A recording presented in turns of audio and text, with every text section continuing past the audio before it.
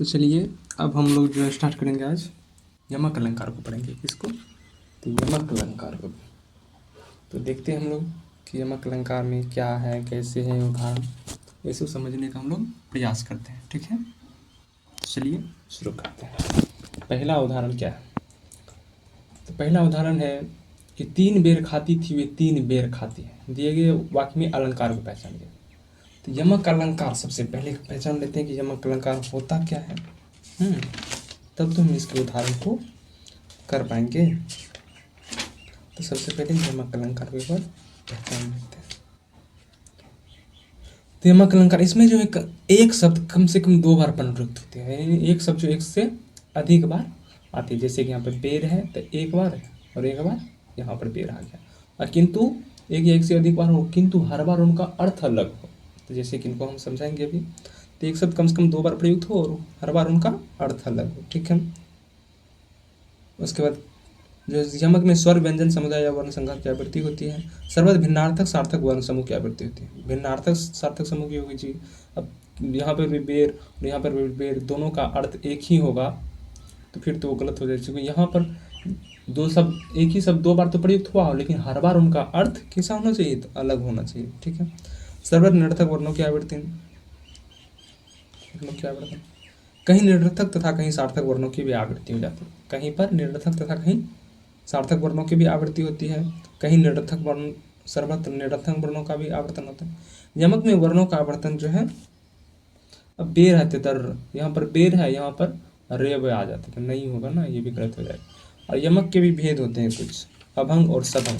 तो अभंग होता है कि 3 बेर खाती थी वे 3 बेर खाती है। ठीक है, लेकिन वहीं पर अगर हो जाता है कि बेर किसी इस शब्द में लगा रहता तो इसको हम काट के करते कि अच्छा बेर इसमें बेर है तो एक बेर ये एक बेर वो। ठीक है, ऐसे करते थे। ठीक है, तो उदाहरण आएगा तो हम लोग आगे करेंगे। तो चलिए अब हम लोग स्टार्ट करते हैं यमक अलंकार। तो 3 बेर खाती थी वे 3 बेर खाती है। दिए गए वाक्य में अलंकार को पहचानिए। तो 3 बेर खाती थी, क्या कर रहा है? 3 बेर। पहले जो है महाराजा रानी जो थे, महारानी थी, वो 3 बेर खाती थी।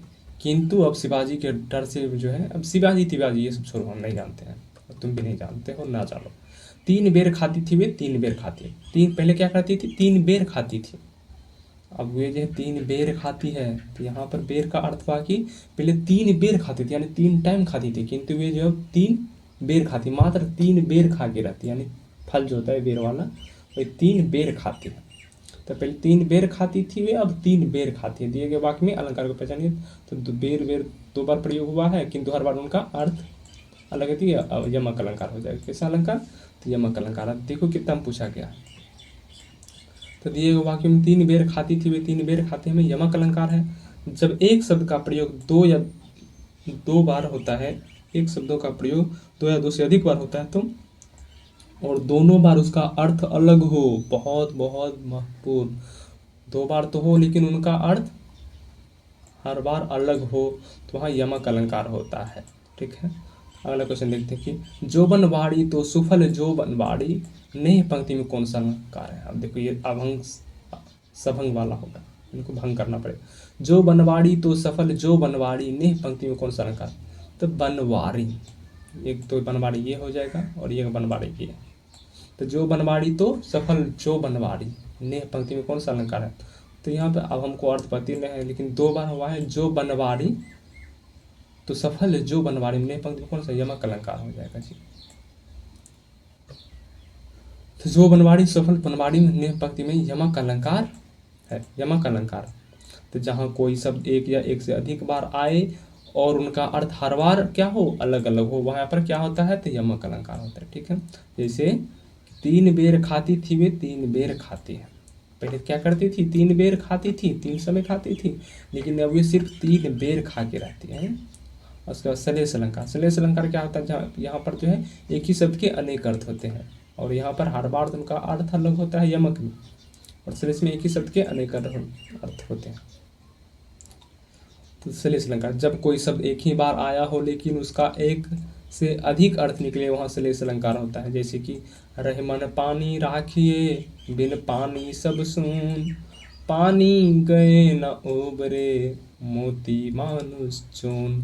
तो यहाँ पर जो है पानी का अर्थ जो है अनेक अर्थ है, जैसे कि मोती के अर्थ में चमक है, मानुष चून मन पानी राखिए, बिन पानी सब सून। मानव के अर्थ में क्या हो जाएगा, पानी इज्जत, और आटे के अर्थ में तो पानी पानी ही होगा अर्थ, चून के अर्थ में।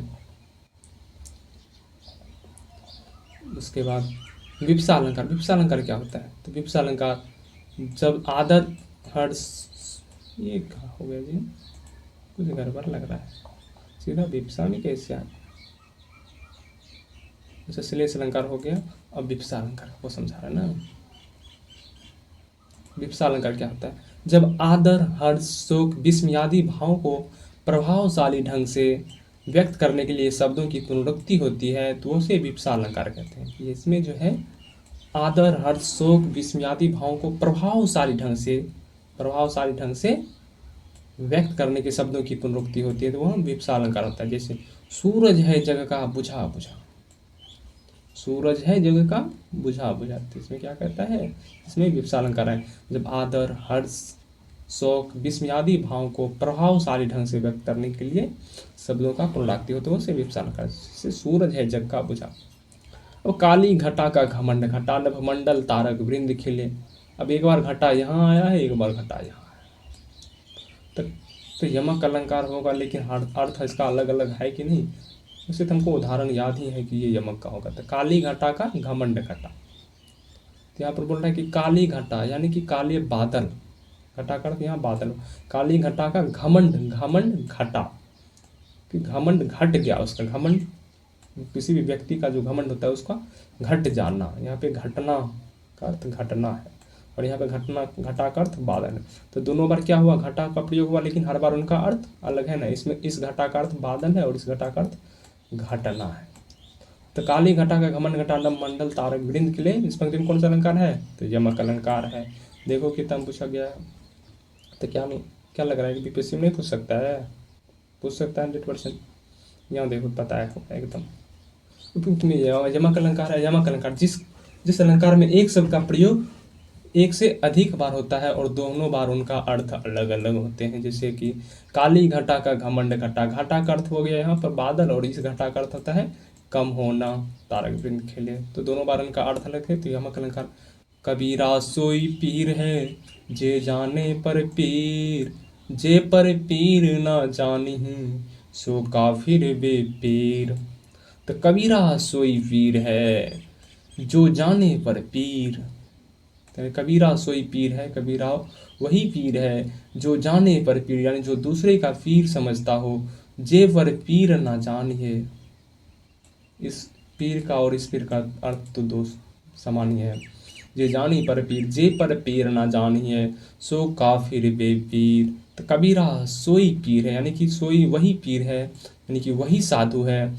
जे जाने पर पीर, वही साधु है जो दूसरे की पीरा समझता हो। जो दूसरे का पीरा ना समझता हो वो काफिर बे पीर। तो यहाँ पर कौन सा अलंकार है, तो यमक अलंकार है। पीर का अर्थ यहाँ साधु हो गया, यहाँ पर पीरा हो गया। तो एक ही शब्द दो या दो से अधिक बार आए किंतु हर बार उनका अर्थ भिन्न भिन्न हो, यहाँ यमक अलंकार होता है। जिन पंक्तियों में एक शब्द या शब्द अनेक समूह में आए, जिन पंक्तियों में एक शब्द या शब्द समूह अनेक बार आए, पंक्तियों में एक शब्द, कोई शब्द वर्ण नहीं, वर्ण तो अनुप्रास हो जाएगा, शब्द बोल रहा है तो शब्द ऐसे होता है, ये शब्द हुआ, ये शब्द। तो जिन पंक्तियों में एक शब्द या शब्द समूह अनेक बार आए किंतु उनका अर्थ प्रत्येक बार कैसा हो, भिन्न हो, तो वहाँ कौन सा अलंकार होगा, वहाँ यमक अलंकार होगा। कौन सा होगा, यमक अलंकार होगा। जिन पंक्तियों में एक शब्द का समूह अनेक बार हो किंतु अलंकार तो यमक अलंकार होगा। जैसे कि एक उदाहरण है, कनकते सोगुनी मादकता अधिकाय, या खाए बोराए जग या पाए बोराए, यानी कनक कनकते, तो दो बार प्रयोग हुआ है, कनक कनकते सोगुनी मादकता अधिकार, यानी कनक, कनक का अर्थ हो गया कनक कनकते सोगुनी, कनक में जो है स्वर्ण में कनक धतूरे, स्वर्ण में धतूरे से 100 गुनी मादकता अधिकार है। स्वर्ण में जो है इस कनक का अर्थ हो गया स्वर्ण और इस कनक का अर्थ हो गया धतूरा। तो कनक कनकते सो गुनी मादकता अधिका, यानी कनक स्वर्ण में जो है धतूरे से 100 गुनी मादकता अधिक है। या खाए बोराए जग, इस कनक को खाने से तो बोराता है, यानी धतूरा खाने से बोराता है। जग पाए बोराए, यानी इस स्वर्ण इस कनक को इस स्वर्ण को पा जाने सिर्फ पा जाने मात्र से जो है दुनिया बौराई जाती है, पागल हो जाती है।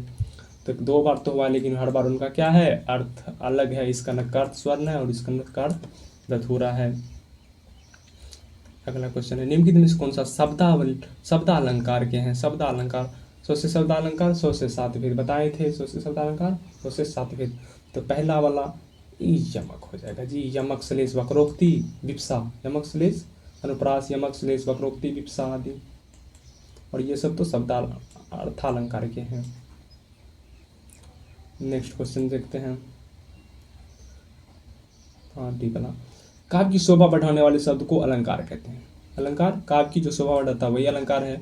अलंकार के मुख्यतः 2 भेद हैं, शब्दालंकार और अर्थालंकार। शब्दालंकार जहाँ किसी पंक्ति या कविता में शब्दों के कारण रमणीयता आती है वहाँ शब्दालंकार होता है। शब्दालंकार के मुख्य भेद अनुप्रास, यमक, श्लेष, वक्रोक्ति आदि है। और अर्थालंकार जहाँ किसी पंक्ति या कविता में अर्थ के कारण रमणीयता आती है वहाँ अर्थालंकार होता है। अर्थालंकार के मुख्य भेद कौन कौन से हैं? उपमा, रूपक, उत्प्रेक्षा, व्यक्तित्व, अतिशयोक्ति, दृष्टांत, भ्रांतिमान, प्रेक्षा, संदेह आदि। ठीक है। अगला क्वेश्चन है, माला फेरत जुग भया फिरा न मन का फेर, कर का मन का डारी दे मन का फेर। देखो, माला फेरत जुग भया फिरा न मन का फेर, कर का मन का डारी दे, यानी कर का मन का यानी कि हाथ का मन का डारी दे, मन का फेर, यानी अपने मन का जो है मन का फेर, मन का फेर, तो हाथ का माला फेर दे, मन का फेरने के लिए कह रहा था यहाँ पे यमक अलंकार हो जाएगा।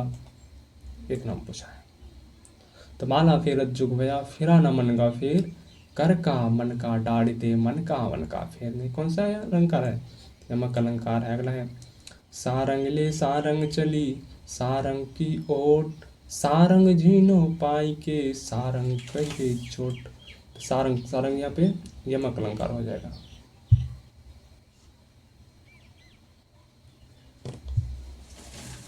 जहाँ एक शब्द के आवृत्ति एक से अधिक बार हो किंतु उनके अर्थ अलग अलग हो वहाँ पर यमक अलंकार होता है। सारंग का प्रयोग एक से अधिक बार प्रयोग किया जाता है, इनका अर्थ अलग अलग होता है, यहाँ यमक अलंकार होता है। अगला है, जेते तुम तारे तेते नभ में ना तारे। जेते तुम तारे तेते नभ में ना तारे, इस वाक्य पंक्ति में दिए गए विकल्पों में से सही अलंकार का चयन करें। जेते तुम तारे तेते नभ में ना तारे, यहाँ पर भी तारे हैं और यहाँ भी तारे हैं। तो जेते तुम तारे तेते नभ में ना तारे हैं, इस वाक्य पंक्ति में दिए गए विकल्पों में सही अलंकार कौन सा है?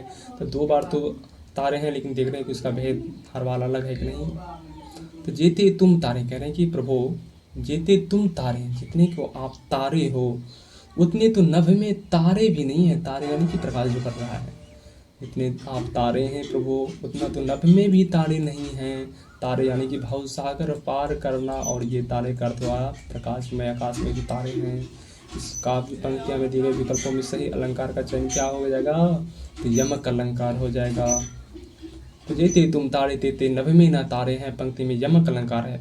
जब एक शब्द का प्रयोग कई बार होता है और प्रत्येक बार उनके अर्थ अलग अलग होते हैं तब वहाँ यमक अलंकार होता है। उदाहरण, ऊंचे घोर मंदिर के अंदर रहनवाड़ी, ऊंचे घोर मंदिर के अंदर रहती है, 3 बेर खाती थी वे 3 बेर खाती है। तो ऊंचे घोर मंदिर के अंदर रहनवाड़ी, ऊंचे घोर मंदिर के अंदर रहनवाड़ी, ऊंचे घोर मंदिर के अंदर रहती है।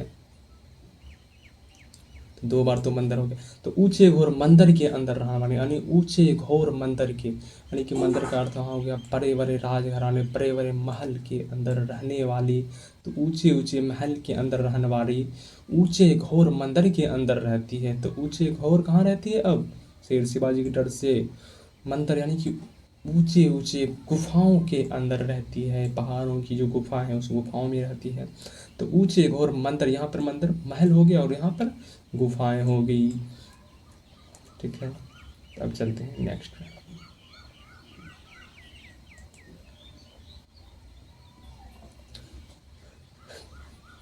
कनक कनक ते सोगनी मादकता अधिकाय में कौन सा अलंकार है? अब कनक यहाँ पर स्वर्ण है और यहाँ पे धतूरा है, तो सीधा बता दिए हैं कि कौन सा अलंकार है, यमक अलंकार है। कौन सा है? तो यमक अलंकार है। 1 मिनट रुक जाओ।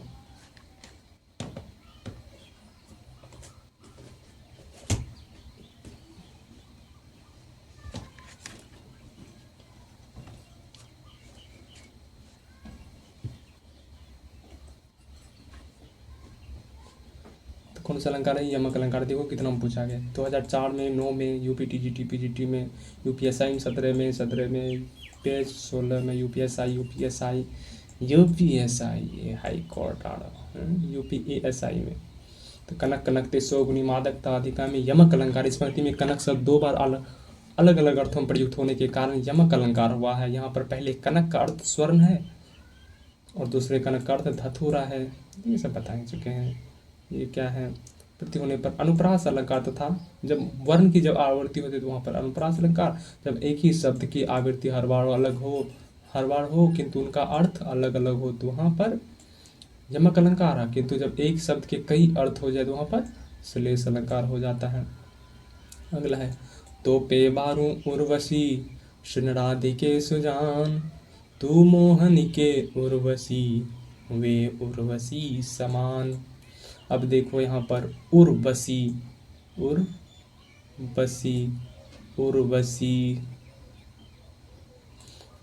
कहाँ है उर्वशी?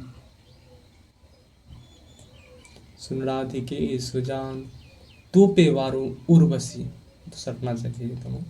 तोपे वारू उर्वशी कह रहे हैं कि राधा जी कह रहे हैं कि कृष्ण जी से, हे माधव आप तो मैं प्रेम ही नहीं करते हो, आप तो कहीं और ही लीन रहते हो, बंसी बजाती रहती हो। तब कृष्ण जी कहते हैं, क्या कहते हैं कि सुनो राधिके, तो पे वारू उर्वशी सुन राधिके सुजान, यानी तुम पे उर्वशी वार दूं। स्वर्ग की उर्वशी का अर्थ हो गया अप्सरा यहाँ पर।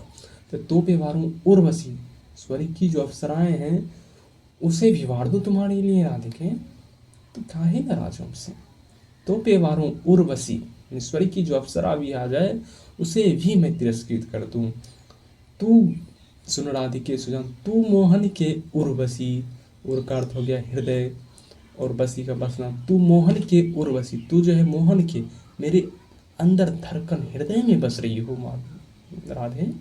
तू मोहन के उर्वशी, यहाँ पर जाए हृदय में बसना, हृदय उर और बसना, हृदय में बसना, या इस उर्वशी का अर्थ हो गया हवे उर्वशी समान। हवे उर्वशी समान, अभी उर्वशी का क्या अर्थ हो गया? तो उर्वशी एक होता है कि हृदय के पास लटकने वाली माला जो होती है उसे उर्वशी कहते हैं। तो उर का अर्थ हृदय और उर्वशी, हृदय के पास जो लटकता रहता है माला वो उर्वशी कहते हैं। तो दो पे वारू उर्वशी स्वर की अप्सरा होगी उर्वशी का अर्थ। सुन राधिके सुजान, तू मोहन के उर्वशी, यानी तू जो है मोहन के उर्वशी, तू जो है मेरे हृदय में बस रही हो। हवे उर्वशी समान, तुम जो उर्वशी यानी हृदय पर लटकने वाली जो माला के समान हो राधे। या तो कौन सी अलंकार है? यमक अलंकार है। फिर वही बताया कि अप्सरा, एक उर्वशी का अर्थ हो गया अप्सरा, और दूसरे उर्वशी का अर्थ हृदय में बसी, तीसरे उर्वशी का अर्थ हो गया कंठहार यानी कि माला। अतः यहाँ यमक अलंकार है। सूर शोर तुलसी शशि उड़ गुण के शबदास, और कवि खंद्योत सम जहाँ तहाँ करत प्रकाश। सोड़ सोड़ तुलसी शशि उड़ गुण के सब दास, और कवि खंत्योत सम जहाँ तहाँ करत प्रकाश।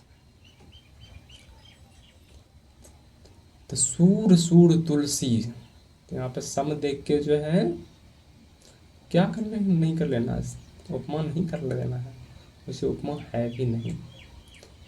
तो सूढ़ सूढ़ तुलसी शशि उड़ गुण के सवदास, और कवि खंज्योत सम जहाँ तहाँ करत प्रकाश। यानी बोले कि सूर सूर तुलसी, सूर जो है सूरदास, सूर्य का अर्थ सूरदास, और इस सूर्य का अर्थ हो गया सूर्य, इस सूर्य का अर्थ क्या हो गया सूरदास, और इस सूर्य का अर्थ सूर्य। तो सूर सूर तुलसी शशि, तुलसीदास जो है चंद्रमा के समान है, सूरदास जो है सूर्य के समान है। उड़ गुण के सब दास और कवि खद्योतसम, जहाँ तहाँ करत प्रकाश। पंक्ति में कौन सा अलंकार है, तो यमक अलंकार है। दो बार तो सूर का प्रयोग हुआ है, किंतु हर बार क्या हुआ है, इनका अर्थ अलग है। तो सूर शब्द दो बार आया है, जिसका एक अर्थ सूर्य है और दूसरा सूरदास है। यमक अलंकार है। निम्नलिखित में पंक्तियों में प्रयुक्त अलंकार बताइए। रणति भृंग घंटावली झड़ित दान मधुनीर, मंद मंद आवत चलियो कंजरू कुंज समीर। कुंजरू कुंज समीर, तो एक कुंज तो यहाँ है, मिल गया, और एक कुंज ये है। तो रणित भृंग घंटावली झड़ित दान मधुनीर, मंद मंद आवत चलियो कुंजरू कुंज समीर। इस मंद का भी अर्थ अलग होगा, तो नहीं पता है, यमक होगा तो उत्तमावृत्ति होगा। अब देखो इसमें मंद रूपी मंद तो कुंज रूपी ये रूपक तो हो नहीं सकता, उत्प्रेक्षा तो है नहीं, और पुनरावृत्ति हुई है तो इसको हम यमक कर दिए। ठीक है। अब जहाँ एक ही शब्द एक से अधिक बार प्रयुक्त हो वहाँ पर प्रत्येक बार भिन्न अर्थ हो तो वहाँ यमक अलंकार होता है। अब 71 का, तरनी के ही संग तरल तरंग में तरनी डूबी थी हमारी ताल में। तरनी के ही संग तरल तरंग में, तरनी के ही संग तरल तरंग में तरनी डूबी थी हमारी ताल में। इस पंक्ति में उपयुक्त अलंकार कौन सा है, तो तरनी के संग तरल तरंग में, तरनी के संग तरल तरंग में तरनी डूबी थी हमारी ताल में। देखो भैया जी तरनी, हाँ यहाँ मिल गया हमको कि तरनी, तरनी के ही संग तरल तरंग में, तरनी एक तरनी यहाँ है, सभंग करना है, सभंग यमक अलंकार यहाँ काट दिए। तो तरनी के ही संग तरंग तरल में तरनी डूबी थी हमारी ताल में, तरनी के ही संग तरल तरंग का अर्थ कुछ और हो जाएगा, इस तरनी का अर्थ तो वो है शायद। और तरनी कहाँ डूबी थी हमारी ताल में, यहाँ पे यमक अलंकार हो गया। तब देखो इसको समझते हैं। यमक अलंकार इसमें सर्वप्रथम तरनी का अर्थ सूर्य है, इसका अर्थ क्या हो गया सूर्य, और इसका नाव खोपने वाला हो गया। जबकि दूसरी तरनी का अर्थ नाव है, इसका अर्थ नाव है।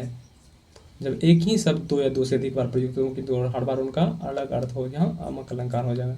तो तरनी के ही संग तरंग तरल में तरनी डूबी थी हमारी ताल में, कौन सी अलंकार है, तो वहाँ पर यमक अलंकार है। ठीक है।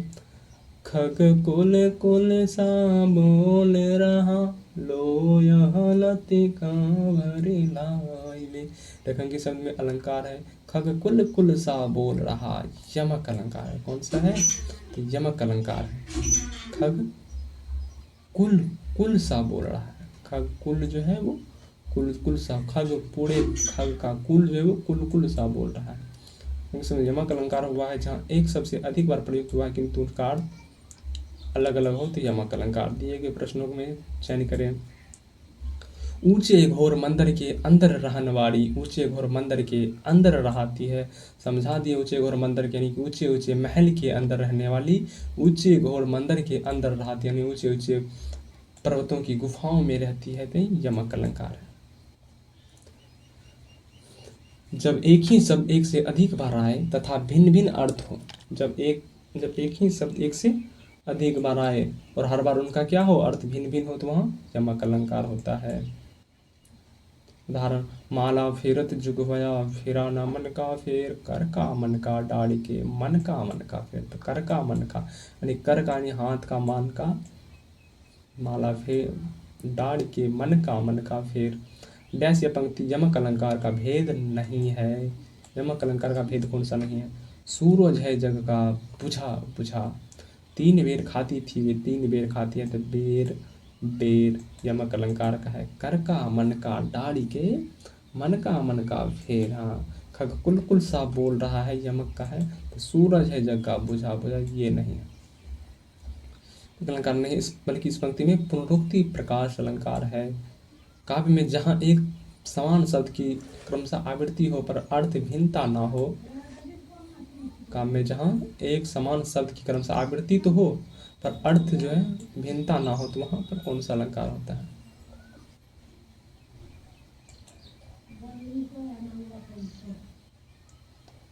पुनरुक्ति प्रकाश अलंकार होता है। कौन सा? पुनरुक्ति प्रकाश अलंकार होता है। से सभी विकल्पों में यमक अलंकार का प्रयोग हुआ है। मधुर वचन कहीं कहीं, अगला है मधुर वचन कहीं कहीं पर तोसी। कहीं शब्द का एक से अधिक बार हुआ।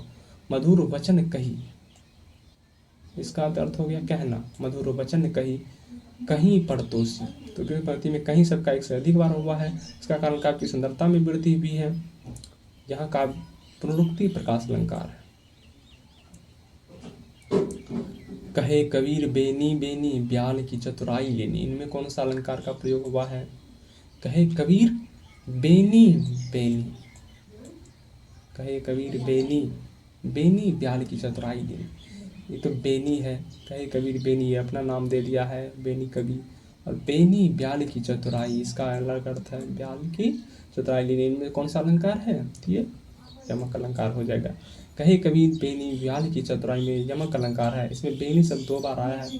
प्रथम बेनी का है कवि बेनी, बेनी नामक रीतिकालीन कवि है जो कि, और जबकि द्वितीय बेनी का अर्थ क्या है?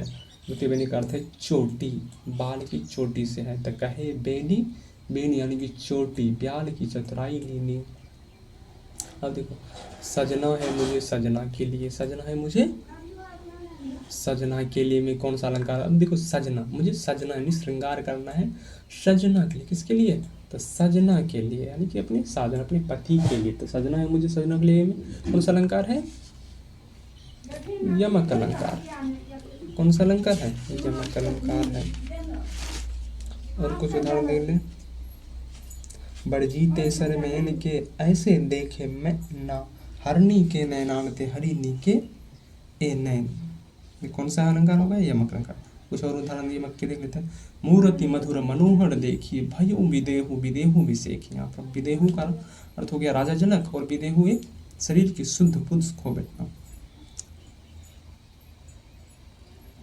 बसन देहूं ब्रज में हमें बसन देहूं ब्रजराज, प्रसिद्ध उदाहरण है। बसन देहूं ब्रज में हमें बसन देहूं ब्रजराज। तो बसन देहूं ब्रज में, तो बसन देहूं का अर्थ हो गया बसन यानी बसने या रहने देना। बसन देहूं ब्रज में हमें बसन देहूं ब्रजराज, यानी कि बसन देहूं ब्रजराज। तो एक बसन का अर्थ हो गया वस्त्र देहूं ब्रजराज। तो पहले बोल रहे कि बसन देहूं ब्रज में, और दूसरी बार कह रहे हैं कि बसन देहूं ब्रजराज यानी वस्त्र देहूं ब्रजराज। काली घटा का मंडल ये तो हो गया। जीते तुम तारे हो गया। दीर्घ एक ईयर ले लो। दीर्घ श्वास न लई दुख सुख साई ना भूल, दई दई क्यों करते हैं दई दई सुख कबूल। तो दीर्घ सांस न लई दुख सुख साई ना भूल, यानी कि दुख में दीर्घ सांस ना लो, सुख में साई को ना बोलो, और दई दई क्यों करत हो यानी हाई देव क्यों कर रहे हो। दई दई सुख कबूल, यानी जो दे दिया है उसे कबूल करो। हरि ने हरि रूप दियो नारद को, तो हरि ने हरि रूप दियो नारद को। तो यहाँ पर भी यमक अलंकार हो जाएगा। जैसे कि हरि यानी कि हरि ने हरि रूप दियो, यानी हरि भगवान विष्णु ने हरि रूप दियो, यानी कि बंदर का रूप दियो नारद। सबंग यमक, यमक के हैं कुछ और उदाहरण। तो कुमुदनी मानस मोदनी महा, तो कु को काट कर दो, मोदनी मानस मोदनी महा, यह भी यमक अलंकार हो जाएगा। नीबल केबल राम, नीबल तो नी को, नी में से बल हटाओगे तो बल के बल, तो यहाँ पर नी बल यानी कि असहाय, और बल बलपूर्वक वाला। केवल राम नीबल केवल राम। फिर तुम तम में मैं प्रियतम में हो जावे अंतर्धान, यानी कि फिर जो है तुम तम में, तम का अर्थ हो गया अंधकार। फिर तुम तम में मैं प्रियतम में, प्रियतम में से तम निकालो तो एक तम वहाँ हो गया, एक तम यहाँ हो गया। मैं प्रियतम में हो जावे द्रुत अंतर। रसिकता शिकता सम होगी, तो र हटा के सीखता ले लो, और एक सीखता ये ले लो, तो रसिकता शिकता सम हो गई। यमक का फूल रहे फूल कर फूल उपवन में, यह भी यमक का उदाहरण है।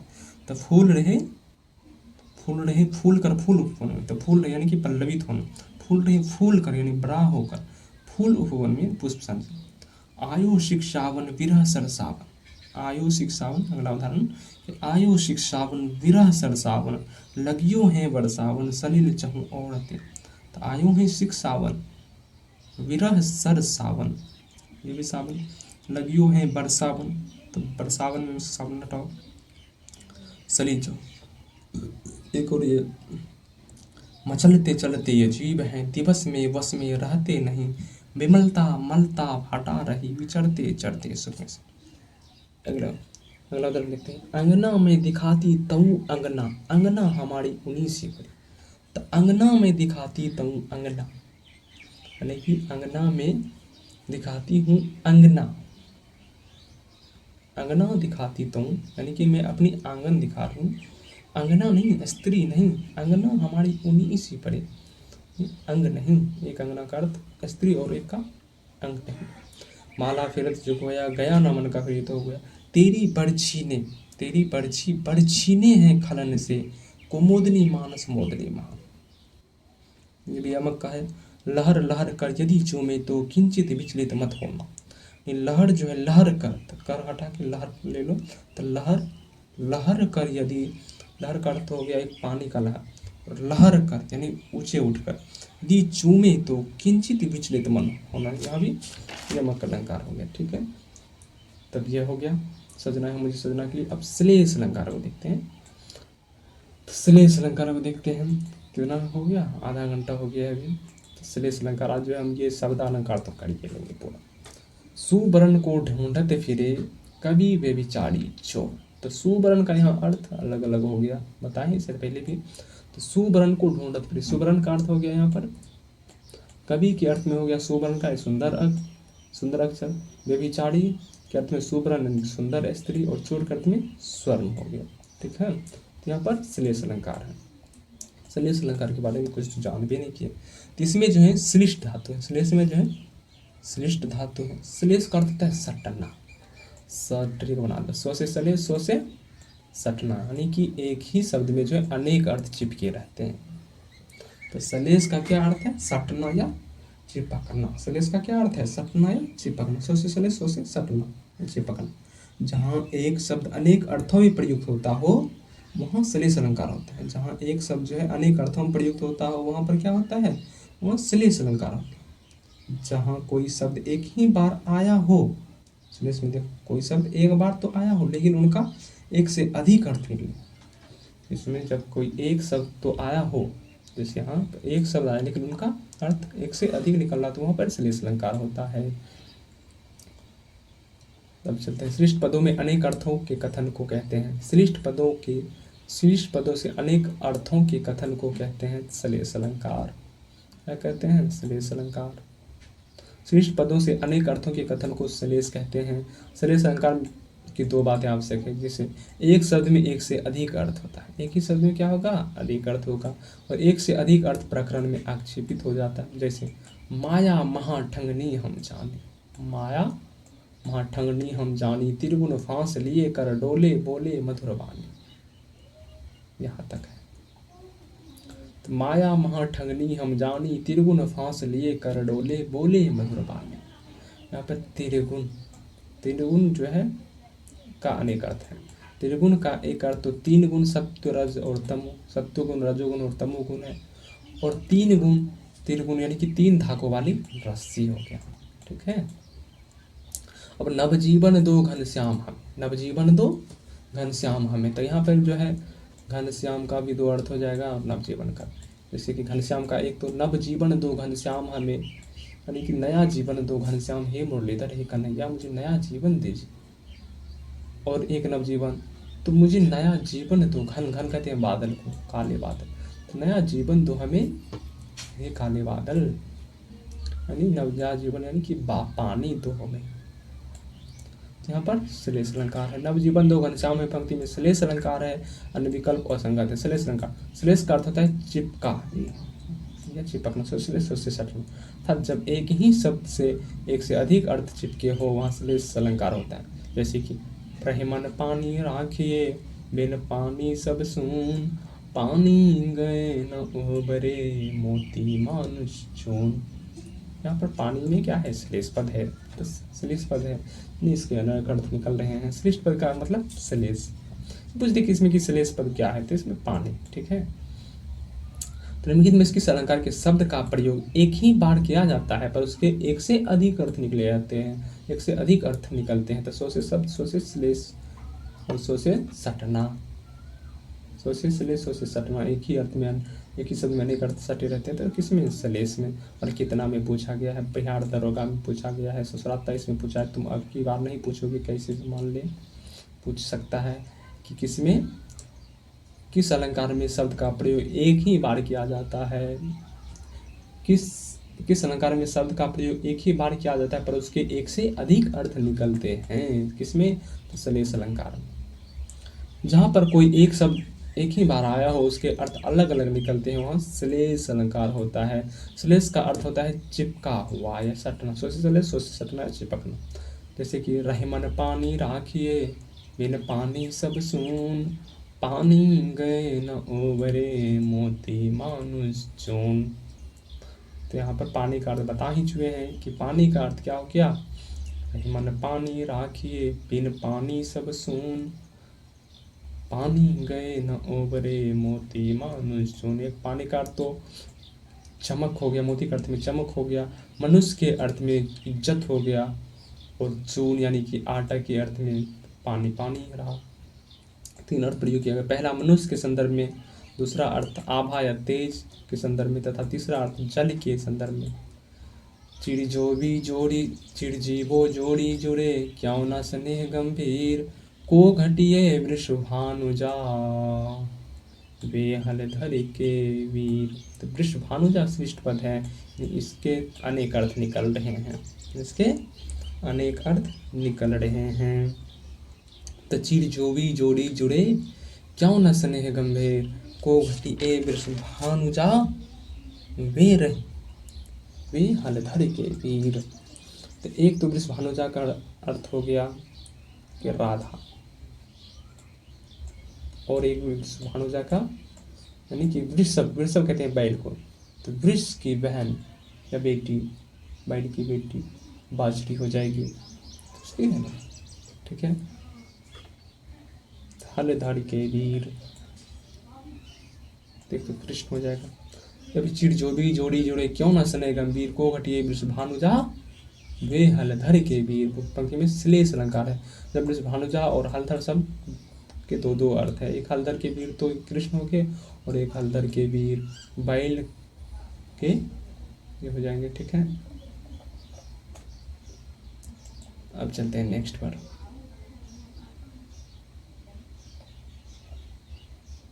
वृषभानुजा, वृषभानुजा की पुत्री राधिका, और वृषभ की अनुजानी की भैंस की, सॉरी कहते हैं बैल की अनुजानी गाय, और हलधर एक तो बलराम, और हल को धारण करने वाला बैल।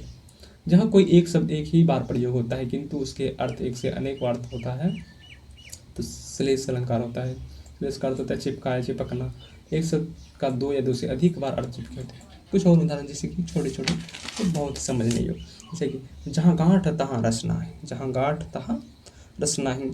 तो जहाँ गांठ होती है तहाँ रस नहीं, यानी कि सीधा अर्थ निकालो तो श्लेष पद है। गांठ का दो अर्थ हो जाएगा, एक तो ईर्ष्या कपट और एक ईख का पोड़, और एक जहाँ गांठ तहाँ रस नहीं। जैसे कि गन्ना के ईख के जहाँ पर ईख में गन्ना में गांठ रहता है वहाँ रस नहीं होता है, और एक गांठ का अर्थ हो गया कि ईर्ष्या और कपट संबंधी में जहाँ पर गांठ हो गया, ईर्ष्या या कपट हो गया, वहाँ आनंद, वहाँ रस नहीं, तो वहाँ आनंद या प्रेम नहीं। तो गांठ का यहाँ दो अर्थ हो गया, एक ईर्ष्या या कपट और दूसरा एक का पोर, और दूसरा रस तो मीठा या जलीय अंश, और दूसरा आनंद की प्रेम, ठीक है। तो जहाँ गांठ तहाँ रस नहीं। तो माया महाठंगनी हम जानी, माया महाठंगनी हम जानी, त्रिगुण फांस लिए। त्रिगुण का भी ये श्रेष्ठ पद हो गया। त्रिगुण फांस लिए कर डोले, कर यानी कि हाथ, त्रिगुण फांस लिए कर डोले, बोले मधुर बानी। तो त्रिगुण यानी तीन गुणों का, तीन गुणों वाली फांस, सद्गुण रजोगुण तमोगुण, और त्रिगुण यानी तीन धागों वाली, तीन धागों वाली फांस ली। तो कौन सा अलंकार हो जाएगा, श्लेष। माया महाठगनी हम जानी त्रिगुण फांस, लिए कर डोले बोले मधुर वाणी। पंक्ति में श्लेष अलंकार। जब काव्य की प्रस्तुत किसी एक शब्द में एक से अधिक अर्थ हो वहां श्लेष अलंकार होता है। जैसे कि पानी गए ना ओबरे मोती मानुष चुन। तो यहाँ पानी शब्द का अर्थ मोती के लिए चमक हो गया, मनुष्य के लिए इज्जत, और चून के लिए यानी आटा के लिए जल। श्लेष अलंकार का कौन सा अलंकार है? श्लेष अलंकार कौन सा अलंकार है? तो श्लेष अलंकार भाई साहब शब्द अलंकार सो शब्द सात वाला। तो श्लेष अलंकार जो है वो शब्द अलंकार के भेद है। जब एक ही शब्द अनेक अर्थ निकलते हैं वह श्लेष अलंकार होता है। रहीमन पानी राखिए बिन पानी सब सोन, पानी गए ना उबरे मोती मानुष। अगला है प्रार्थना के रूप में भी इसे करते हैं। मेरी भव बाधा हरो, मेरी भव बाधा हरो, राधा नागरी सोय, जातन की झाई परत है, जातन की झाई परत है, श्याम हरित द्योति हो, मेरी भव बाधा हरो, मेरी भव बाधा हरो। तो मेरी भव बाधा हरो राधा नागरी सो, जातन की झाई परत, जातन की झाई परत है, श्याम हरित द्योति हो। यहाँ पर कौन सा अलंकार है? श्लेष अलंकार है, डी भी है, रूपक अलंकार भी। मेरी भव बाधा हरो राधा नागरी सो, जातन की झाई परत है, श्याम हरित द्योति हो। सी और डी दोनों सही उत्तर में। दिहाड़ी गए दो श्लेष और रूपक दोनों अलंकार का सर्वश्रेष्ठ उदाहरण है। श्लेष अलंकार अंतर्गत शब्द का एक ही अर्थ होता है जो दो या दो से अधिक पक्षों का लागू होता है तथा उनके पर्यायवाची शब्दों का प्रयुक्त होने पर ये अर्थ अपरिवर्तित रहते हैं। यानी कि श्लेष अलंकार अंतर्गत शब्द का एक ही अर्थ होता है जो दो या दो से अधिक पक्षों पर लागू होता है तथा उनके पर्यायवाची शब्दों के प्रयुक्त होने पर भी ये अर्थ अपरिवर्तित रहते हैं। जैसे यहाँ पर बिहारी राधा की वंदना करते हुए अपने सांसारिक बाधाओं के निवारण की प्रार्थना करते हैं। साथ ही में राधा की महिमा का वर्णन करते हुए कहते हैं कि नागरी में विचरने वाले कृष्ण के प्रिय राधा, तुम मेरी सभी सांसारिक कठिनाइयों का नाश करो, क्योंकि तुम्हारी केवल शरीर की छाया मात्र से ही श्याम की छवि हरित हो उठती है। अर्थात वे उमंग में सागर में डूब जाते हैं। दूसरे अर्थ के संदर्भ में राधा के स्मरण मात्र से ही व्यक्ति की प्रेम घाट विराट वातावरण उपलब्ध होता है और वहां मोक्ष रूपी आनंद में डूब जाती है। अगला क्वेश्चन देखते हैं कि रहीमन पानी राखिए बिन पानी सब सून, पानी गए ना ओबरे मोती मानुष चून। कितना पूछा गया है, अरे सारा स्क्रीन में नहीं समा रहा है जी, इतना में पूछा गया है। NBS, UKPS, UPSI, UPSI, DTPS, UPDT, high court TGT, UP police. तो रहीमन पानी राखिए बिन पानी सब सून, यहाँ पानी जो है श्रेष्ठ पद है, यहाँ पर श्लेष अलंकार हो जाएगा। ठीक है। वह बिन घनश्याम धाम धाम ब्रज मंडल में, उधो नित बरसाती बहार बरसा की है। बिन घनश्याम धाम धाम ब्रज मंडल में, उधो नित बरसाती बहार बरसा की है। कौन सा अलंकार है? तो श्लेष अलंकार है। तुक पंक्ति में श्लेष अलंकार। श्लेष अलंकार लक्षण के अनुरूप घनश्याम शब्द एकाधिकार अर्थ है। इसका एक अर्थ श्री कृष्ण घनश्याम, इसका एक अर्थ घनश्याम, दूसरा अर्थ काले बादल। तो बिन घनश्याम धाम धाम ब्रज मंडल में, उधो नित बरसाती बहार बरसा की। जैसे कि श्री कृष्ण जी जो है वो भी ब्रज में बरसाती बरसा है, यानी कि इधर उधर जो है मनोरंजन की करवा रहे हैं, और एक बादल हैं वो भी ब्रज में एकदम बारिश करवा रहे हैं। घनश्याम बादल का घन बादल हो जाता है और काले बादल तो बादल है। अतः यहाँ घनश्याम शब्द का दो अर्थ है श्रेष्ठ पद। रावण शीर सरोज बन चाड़ी, चली रघुवीर सिली मुखधार। रावण शेर सरोज बनचारी, चले रघुवीर सिले मुखधारी। रावण शेर सरोज बनचारी, चले रघुवीर सिले मुखधारी।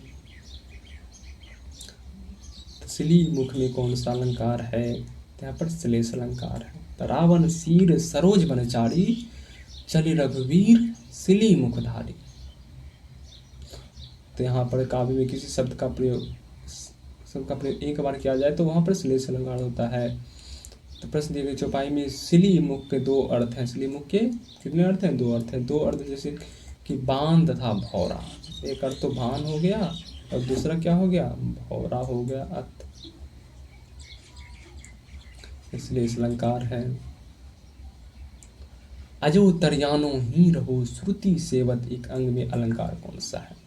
अजो तरियानो ही रहो, ये मतलब पूरा उदाहरण बता देते हैं। अजो तरियानो ही रहो, श्रुति सेवत एक अंग, नाक बास बेसरी लहो, बशी मुख तन के संग। तो तरियानो का यहाँ पर अनेक अर्थ है, एक से अधिक अर्थ है। श्रेष्ठ पद ये हो गया तरियानो। अजो तरियानो ही रहो, श्रुति सेवत एक अंग, नाक बास बेसरी लहो, बसी मुख तन के संग। तो तरियानो का अर्थ कान का आभूषण। एक तो कान का आभूषण हो गया और दूसरा तरियानो का जो तरा नहीं भवसागर में डूब गया। तजो तरियानो ही रहो, श्रुति सेवत एक अंग, नाक बांस बेसरी लहो, बसी मुक्तन के संग। ठीक है।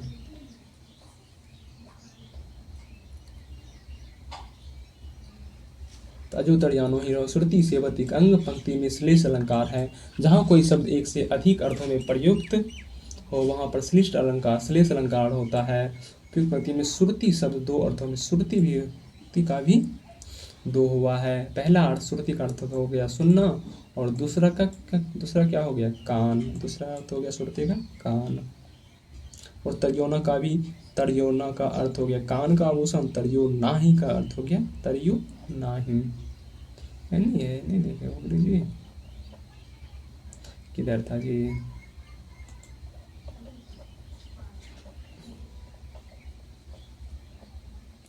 अजो तरियोना ही रहो, तरियो ना जो तरा नहीं, अब सागर में डूब जाओ। तरियोना का एक खान वाला हो गया।